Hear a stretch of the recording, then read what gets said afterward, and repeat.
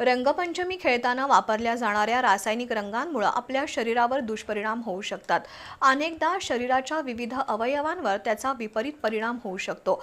त्यामुळे रासायनिक रंगांना फाटा देत राधानगरी तालुक्यातील फेजिवडे विद्यालयाने विद्यार्थ्यांना नैसर्गिक रंग तयार करण्याचे शिक्षण दिलं।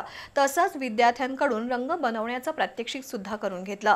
या उपक्रमामुळे फेजिवडे आणि परिसरामध्ये यंदाच्या रंगपंचमी निमित्त नैसर्गिक रंगांची उधळण होणार आहे। प्रत्येक वर्षी फाल्गुन महिन्यात येणाऱ्या रंगपंचमीचा सण सर्वत्र मोठ्या उत्साही वातावरणात साजरा केला जातो। अलीकडच्या काळामध्ये रंगपंचमी खेळण्यासाठी वापरल्या जाणाऱ्या रासायनिक रंगांमुळे रंगपंचमीचा बेरंग होण्याच्या घटना घडत आहेत। रासायनिक रंगांमुळे शरीरावर विविध दुष्परिणाम होत असल्याचं आढळलंय।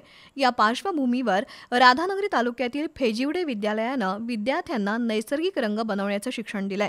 सहाय्यक शिक्षक एम पाटील यांनी विद्यार्थ्यांना वनस्पतींची पानं, फुलं, फळं, साल यापासून नैसर्गिक रंग तयार करण्याची प्रात्यक्षिकं दाखवली आणि विद्यार्थ्यांकडून करूनही घेतली।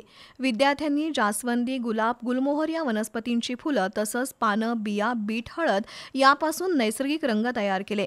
विद्यार्थ्यांनी तयार केलेल्या रंगानं शाळेच्या आवारामध्ये रंगपंचमी खेळण्यात आली। शाळेतील शिक्षकांनी राबवलेल्या या उपक्रमाचं पालकांमधून कौतुक होतंय।